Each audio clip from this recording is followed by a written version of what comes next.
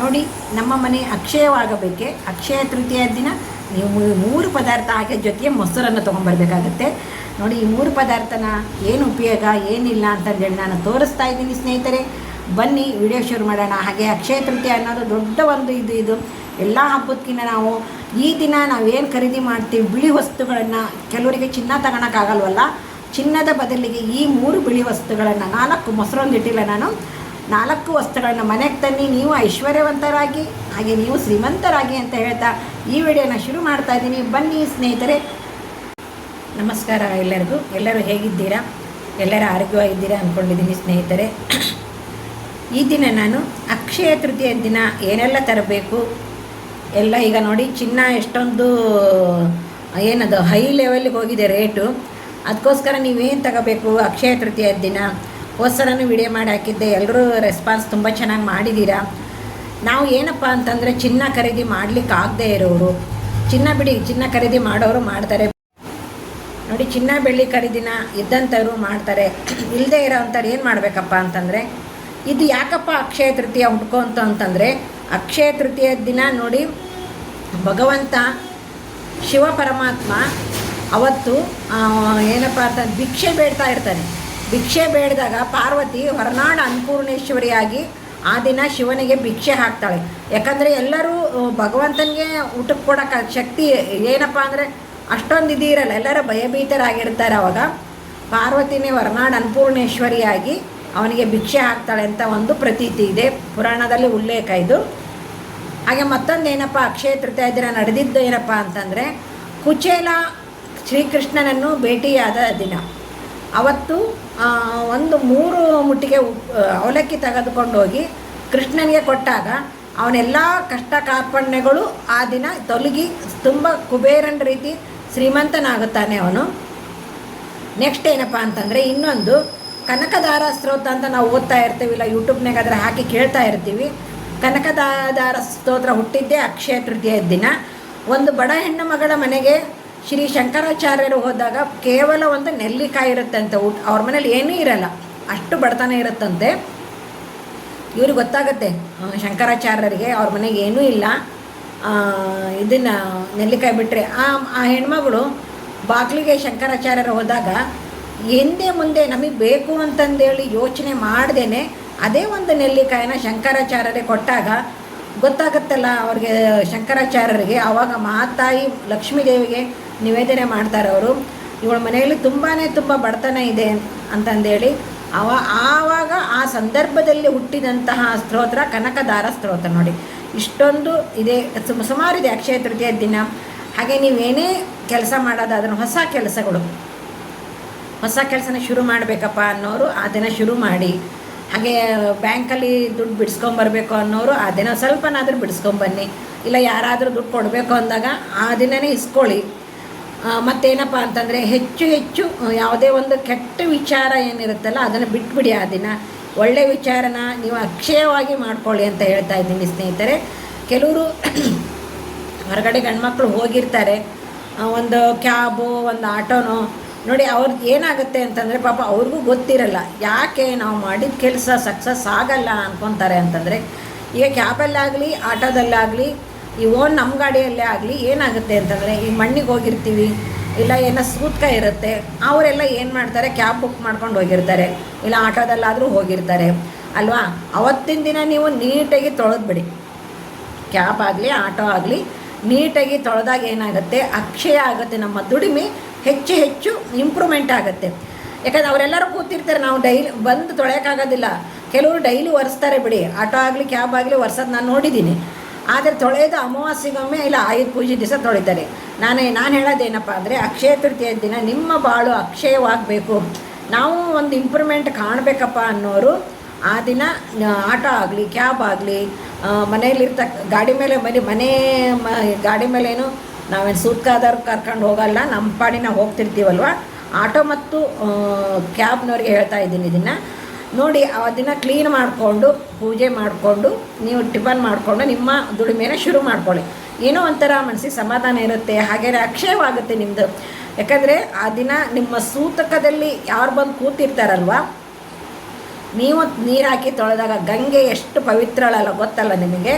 ಆ ಗಂಗೆ ಹಾಕಿ ನೀವು ತೊಳೆದಾಗ ಎಲ್ಲ ಕೆಲಸನೂ ಸಕ್ಸಸ್ ಆಗುತ್ತೆ. ಅಕ್ಷಯ ತೃತೀಯ ದಿನ ಇದನ್ನು ದಯವಿಟ್ಟು ಯಾರು ಮರೀದ ಹಾಗೆ ಮಾಡಿ ಅಂತ ಹೇಳ್ತಾ ಇದ್ದೀನಿ. ಇನ್ನು ಮತ್ತು ಅಕ್ಷಯ ತೃತೀಯ ದಿನ ಚಿನ್ನ ಮತ್ತು ಬೆಳ್ಳಿ ಖರೀದಿ ಮಾಡದೇ ಇರೋರು ಏನು ಮಾಡಬೇಕು? ಹಿತ್ತಾಳೆ ತೊಗೊಂಬನ್ನಿ. ಬೇಕಾದ್ರೆ ಹಿತ್ತಾಳೆ ದೀಪ, ಒಂದು ಸಣ್ಣ ದೀಪ ಬೇಕಿದ್ದರೆ ತೊಗೊಂಬರ್ಬೋದು. ಹಿತ್ತಾಳೆ ಸಣ್ಣ ತಟ್ಟೆ ತೊಗೊಂಬರ್ಬೋದು. ನೋಡಿ ಸ್ನೇಹಿತರೆ, ನಮ್ದು ಏನಿರುತ್ತಪ್ಪ ಅಷ್ಟರಲ್ಲೇ ಕಾಲು ಚಾಚಬೇಕಲ್ವ. ಸಾಲ ಮಾಡಿ ಚಿನ್ನ ತೊಗೊಂಡು, ಇಲ್ಲ ಸಾಲ ಮಾಡಿ ಬೆಳ್ಳಿ ತೊಗೊಂಡು ಆ ಥರ ದಯವಿಟ್ಟು ಮಾಡಬೇಡಿ.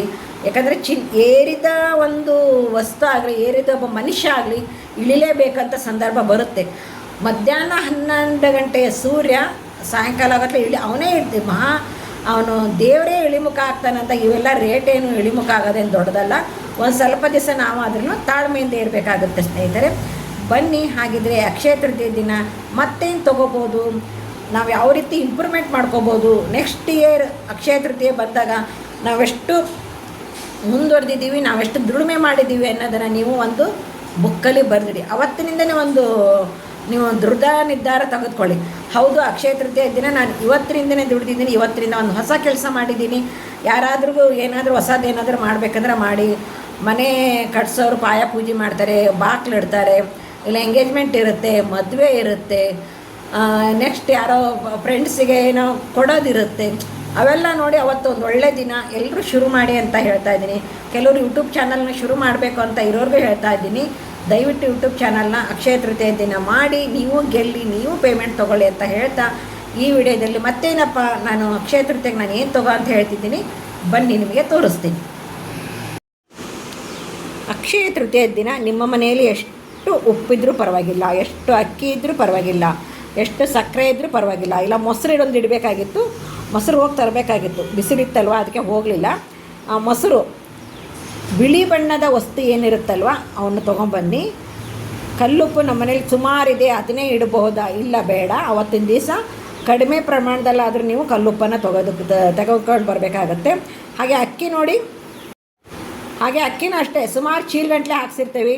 ಕೆಲವ್ರ ಮನೆಗೆಲ್ಲ ನಾವು ಚೀಲನೇ ಹಾಕ್ಸೋದು, ಯಾಕಂದರೆ ಜನ ಭಾಳ ಇರ್ತಾರಲ್ವ. ಅವತ್ತೊಂದು ದಿವಸ ಒಂದು ಅಟ್ಲೀಸ್ಟ್ ಒಂದು 1/4 kg ಅರ್ಧ kg ತೆಗೆದುಕೊಂಡು ಬರಬೇಕಾಗತ್ತೆ.